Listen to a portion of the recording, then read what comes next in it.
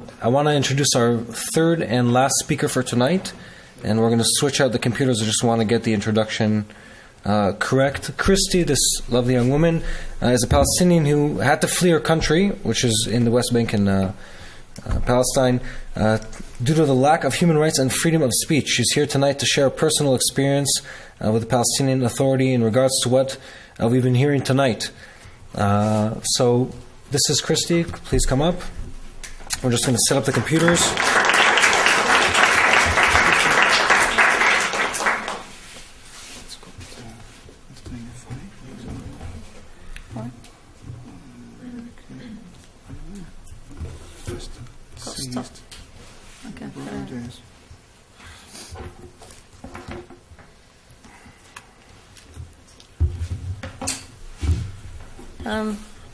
Yourself for 2 minutes. Hi, thank you all for coming here. It's amazing that you're all interested in that conflict. If you're here with the attitude of taking sides, I'm sorry to tell you, I'd like to remind you, it's not a football match. We're talking about human being lives. It's really important to focus on this point and try to change your attitude towards trying to put yourself in the shoes of both sides of this conflict.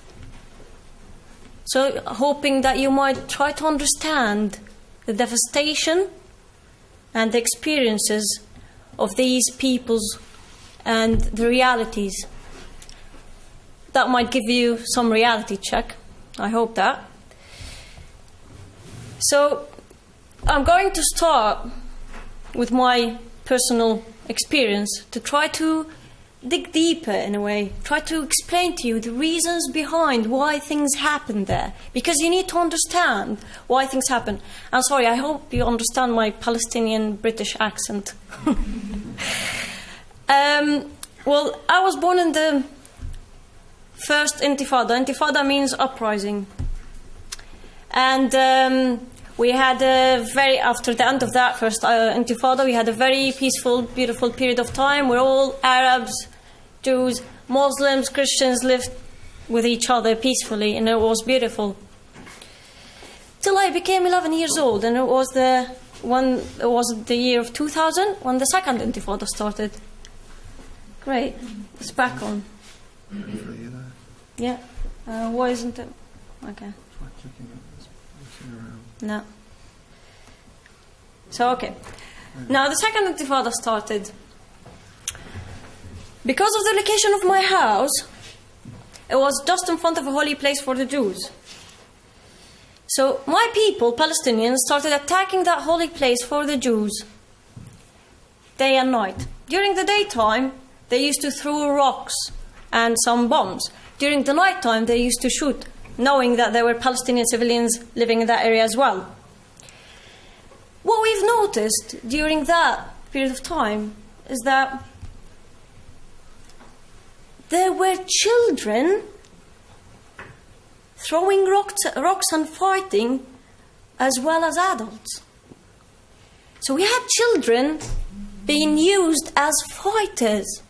These poor children has been brainwashed into the mentality that fighting for your country is an honor to die. It was really sad to see them killed in front of you and shot, dead. They used to fight believing that they'll have some honor. And what used to happen is that their families used to get benefits afterwards. And, for example, Saddam Hussein, the ex-Prime Minister of Iraq, he used to give $10,000 for a family who has a martyr and $20,000 for a family who has a suicide bomber. It was a tragic thing. And recently, my government, the Palestinian Authority, has given $74 million to the families of martyrs. Isn't that perpetuating violence?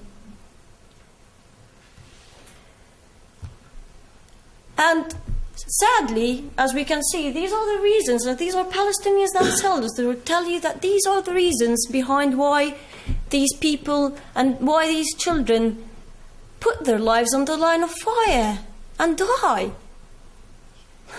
And there's another group of them that believe, and some of them, sadly, they really believe it, that they'll find 72 virgins. I don't know about the number. I don't know if they'll be able to handle it. But they actually believe they'll find 72 virgins when they die. I hope they do. Because it would be really a big loss when they found out that it's not the case. The end result is Israeli soldiers shooting these children. My government, the Palestinian government authority, who was supposed to protect them according to Oslo Accords, protect these children, these people from attacking, and maintain public order, which is not there. And many of them get into Israeli jails. They get mistreated, they get beaten. And bearing in mind that these Israeli soldiers, some of them are 18 and 19 years old soldiers. So it's an accident waiting to happen. Putting these teenagers fighting against each other. Anyway, things kept getting worse in that intifada. And sadly, I lost a friend who was dear to me. She was 11 years old, and we spent 2 years as friends. And she was shot dead by the Israeli soldiers by mistake. She was in the wrong place, wrong time, and wrong car. There was a jeep of soldiers waiting for a car for wanted people, and her family car was in front of the car of the wanted people, and it was identical, even the color. And the Israeli soldiers got confused, and they shot both cars, and they killed her. This story, as a Christian, she was a Christian, this story has been told by the church and by my people to the whole world. But at the same intifada, I had an uncle, a wealthy Christian uncle who used to pay al-jizya. Al-jizya basically is protection money. So if you're a non-Muslim, you're a Jew or a Christian, you have to pay a protection money to keep you in the regime, protected. That was the role of this money. My uncle was one of these Christians in Bethlehem community who had to pay this money. But sadly, after a while, him and other Christians started seeing these people who called themselves freedom fighters. I call them mafia. They used to stand next to Christian houses, shoot and launch rockets at Israel, and run so that the response would come mainly upon Christian houses. So what my uncle done was to decide to stop giving them money. They accused him for being a traitor. They put him in jail. They had no evidence against him. They had to let him out of jail. But after a few days, they shot him in his heart in front of his house and killed him. Palestinians killing other Palestinians. What a jungle. Another wealthy Christian man who used to pay the money at the funeral of my uncle stood and said a few angry words against them. After a few days, they shot him in his head. He was rushed to an Israeli hospital and saved, but lived blinded to the rest of his life. None of these stories and more were told by my people to the world.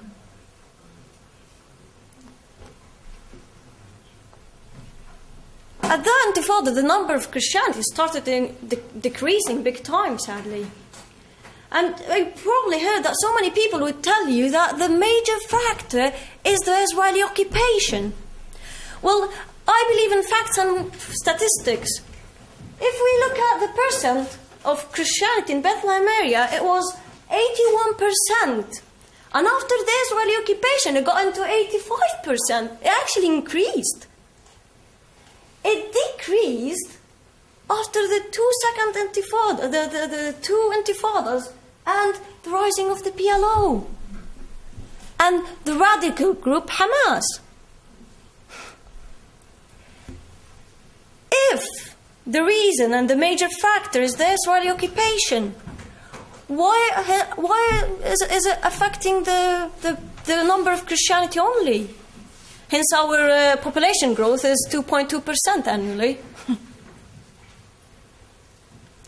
Ramallah now is 90%. It used to be 90% Christians and now it's 95% Muslims. Bethlehem used to be the birthplace of Jesus Christ, used to be 81% and even 85%. Now it's 7%. And it's getting less.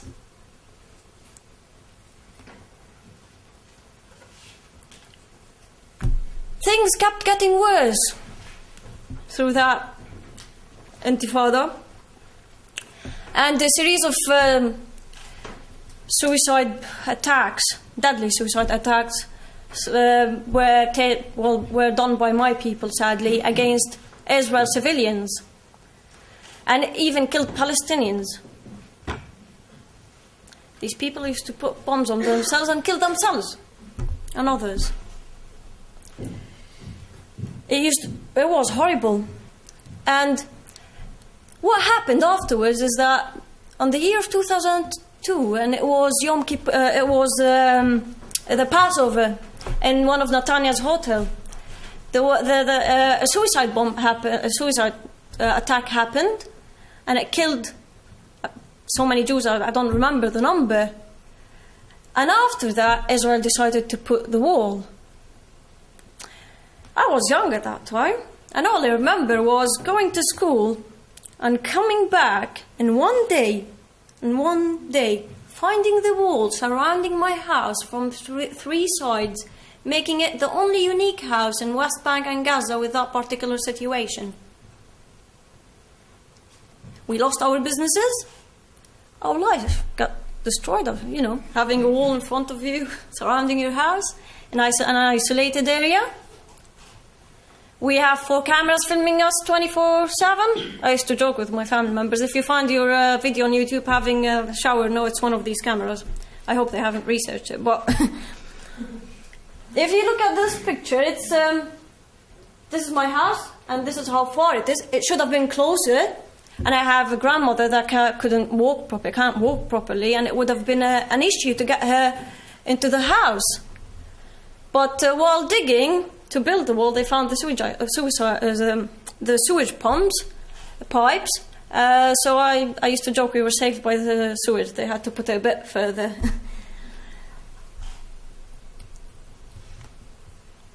This is the view from my house. It's all surrounded. I mean, that's what you would see if you look through my bedroom when I was back there.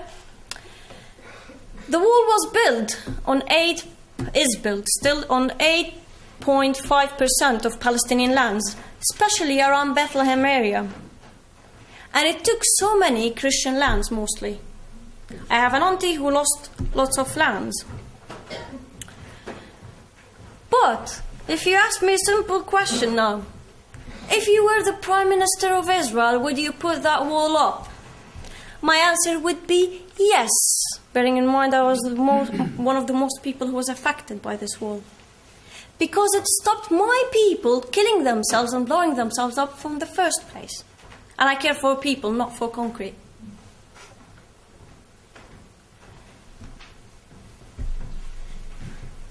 Afterwards, the second intifada ended, and I decided to study law. I was a law student back home, and I was studying about international law, freedom of speech, human rights, yet at the same time I was learning about our legal system, which is a very interesting combination. It's mostly based on what we call al-urf, and al-urf is a combination of Sharia and tribal law. And the tribal law we have is based on what we call the Bedouin culture. Now, the values of the Bedouin culture are what we call the 3 W's. Woman, wealth, war, when I learned this information, I stopped and I said, I want to take a step back and look at the bigger picture as an Arab. Sadly, my people, and I'm devastated to say that, if we look at the regime now and take the word women, men can get married to up to 4 women there. Wealth, I have a corrupt government having the financial benefit out of the situation. They're loaded with money, and my people are suffering. After learning the amount of money we've been given, I should be rich. Each Palestinian should be rich. Well, war? If we don't have an enemy to fight against, like Israel-Palestine conflict, in 2006 in Gaza, Fatah and Hamas fought against each other and killed each other. We'd fight against each other. Palestinians killing Palestinians. Tunisia, Algeria, Libya, Iraq, Lebanon, Syria, Egypt. My people have taken these values and expanded them and built on them. Our constitution is there, and it's a very good one, but it's never used because we have a corrupt government. Sabi Arkat, our senior negotiator, said, we have had killed Palestinians to establish one authority, one gun, and the rule of law. We invested time and effort. Well done, yeah. Well done. To kill Palestinians, our people. It's disgusting. Sadly, this affected my regime, my culture. There's no law, no order. One of the most things we face is honor killings. Women don't have rights there. In this market, this is a picture of a market where a woman has been beaten for 10 years by her husband, and after 10 years she had the courage to go to court and ask for divorce. After she's done that, her husband caught her in the market and slaughtered her. Women are treated as possessions there. Women, like you, like yourselves, you're not regarded as human beings. You don't have the freedom of speech or the rights there. I can tell you so many stories about young women being killed by their own families for honor killings. It has increased in the year of 2013, 300% last year. 300%.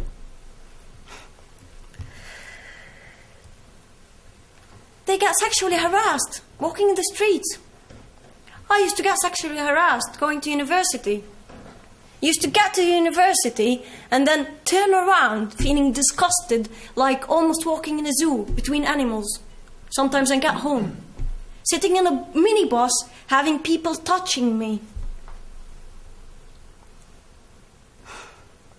These are the rights that we have as women there. The other problem that we face is theft of lands. So the wall has taken so much lands, around Bethlehem area especially. But Palestinians are stealing other Palestinians' lands, especially Christian lands. I have 4 uncles who lost half of their lands by people from Hebron. Just like that. They went to court to ask for the rights. The judge sadly was from Hebron. And he said, I can't wait to see the 4 of you dead in the fridges. Our judges, by the way, work from 10 to 5 to 1 o'clock in 5 days a week only. They're really having a very good career. 3 hours a day. Now, how did I end up being in Britain? I was born in a Christian family. I didn't have really much faith. And what happened was, after I grew up, I came across this verse as a person who's born in a Christian family who only read the Bible once.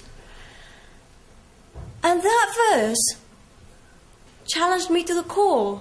And I actually found that it's written in the Quran as well.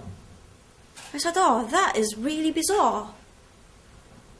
If God exists, and if that's true, I'll find the evidence. I had the lawyer in mind. So what I've done is that I went and researched the wars that happened against Israel and the wars that Israel was involved with. And my favorite war is Yom Kippur War. From a military perspective, fighting in more than one front in a battle, you're losing. Israel was attacked from the north by Lebanon and Syria, from the east by Jordan, from the south by Egypt. Lebanon went down.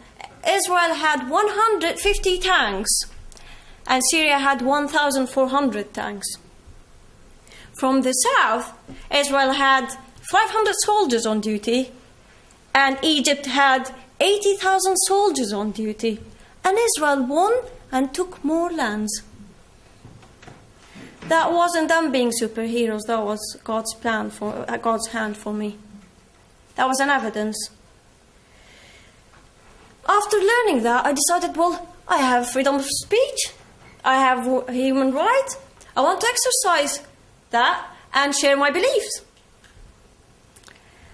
And what happened was, when I started sharing my beliefs with a small group and simply saying, I believe that God has given this land to the Jews and as an everlasting covenant. They're there, we're here, let's have two states and move on, have a life. And if you don't want to take on my beliefs, well, how many Christian countries we have around the world? How many Muslim countries we have around the world? Why can't the Jews have one country?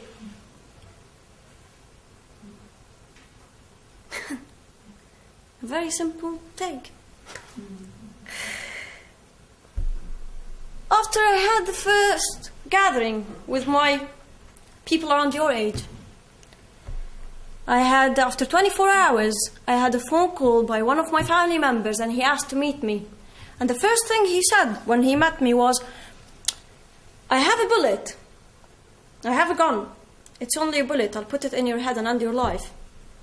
You're playing with big fire here. You're gonna burn your family first before you burn yourself. And I was sent to stop you. After that, so I got threatened to be killed for sharing my beliefs and views. Well, Israel doesn't kill us or threaten us for sharing our views. Palestinians do. I was shocked. I was furious. I was angry. And then what happened was that I couldn't stop. I kept sharing my views. I'm a human being. I even went to Yad Vashem, the Holocaust Museum, to understand more about what happened to the Israelites. And when I put myself in their shoes, I was able to understand, not justify, understand why they have done and they're doing, why they are acting aggressively, why they're doing it in this way, because of what happened. There's always a reason why. And again, not justifying it, but they are being overprotective. Why? You suddenly understand why. Afterwards, I got persecuted. I was accused for being a traitor. It became dangerous for me to stay there. And I had to leave my country, and I went to Britain, and I was granted political asylum in 3 days because the case was an open and shut case. And this is my story. Thank you so much.